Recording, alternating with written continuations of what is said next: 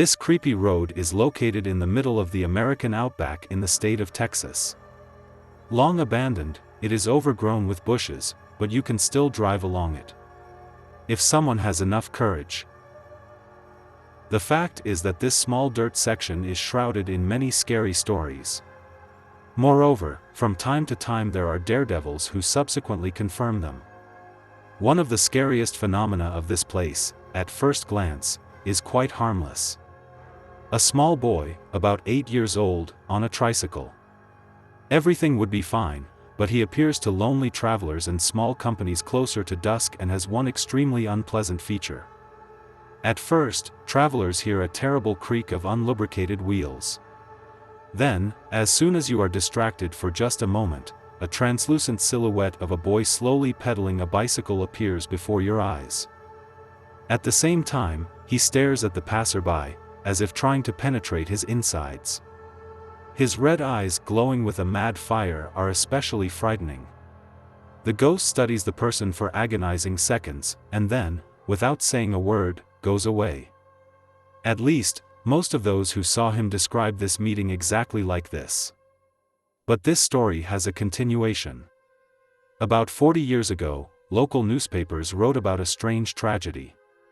One evening, a group of friends who had been out on a bender found themselves on this road. The guys instantly sobered up when a ghostly cyclist rode out to meet them. 3 of the company were lucky, the boy did not pay much attention to them. But the 4th friend paid for his carefree life. The ghost stopped next to him and began to peer intently. The red eyes flared up brighter, the boy himself began to change shape. A few moments, and a huge infernal creature with a flaming mouth appeared before the people. With its powerful jaws it sank into the chest of the young man who froze in place. In an instant, it was all over. When, the next morning, the friends, white with horror, dared to return to the ominous place, they found their comrade's body already cold. There were no visible injuries. The pathologist's conclusion was unambiguous: a heart attack. But the guy was under 30 and had never complained of health. One of his friends tried for a long time to understand what happened that ill-fated evening. He could not believe in natural death and mass hallucination. The furious eyes of the ghost were too clearly shining in front of them. Having devoted much time to the investigation, the guy later wrote, "I think that the ghost took Tom's soul because he was a murderer." Indeed, his unlucky friend was the culprit of a fatal accident several years ago. That time he was acquitted, but apparently the ghost saw the truth.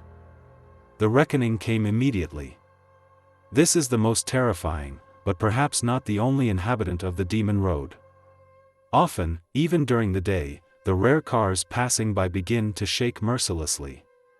Moreover, the road, despite its age, is quite smooth, and the car sways as if it were being pushed from side to side by several heavyweights.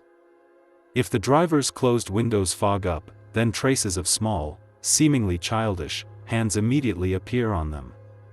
5 fingers would be just right for a boy of about 8. But several dozen traces appear at once. Maybe this ghostly judge has assistants? Evidence of encounters with paranormal phenomena on this road appears to this day. The ghosts are in no hurry to calm down. It is quite possible that this happens because during the construction of the now useless highway, an old English cemetery was disturbed. The remains of a churchyard from the early 19th century can be seen right on the side of the road. Most likely, restless souls are trying to attract attention in this way. But the living don't want to hear them. Yes, in most world religions such beings are called demons, that is, servants of the devil. Very bad and harmful beings, that's how it should be understood. But if we put aside religious interpretations and turn to science, then we will immediately determine that such entities are just fragments of our own consciousness, called thought forms. Thought forms are limited in the sense that they depend on our spiritual energies to continue to exist. While we draw our spiritual energies primarily from our Creator, but the forms depend on us in the same way. There are minor thought forms that we create daily, simply by combining concentration with intention. For example, when we daydream and simultaneously generate pleasant emotions. Emotional energy leaks into the surrounding ether and is formed by our visualization. Emotions can change probability just as energy can change the state of a physical system, so thought forms are actually formed in individualized morphogenic fields.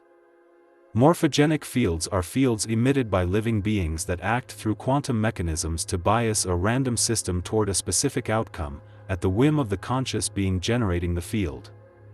Simply put, a good person always sees angels, and an evil person generates demons. Often such thought forms have no particular purpose or meaning and soon dissipate when we forget about them. But sometimes, especially during negative emotions such as fear or terror, a strong current of emotional energy arises which, through visualization, is transformed into a thought form filled with a fragment of consciousness that its creator lost during the negative state. Visiting places where violent incidents once occurred is one example of this.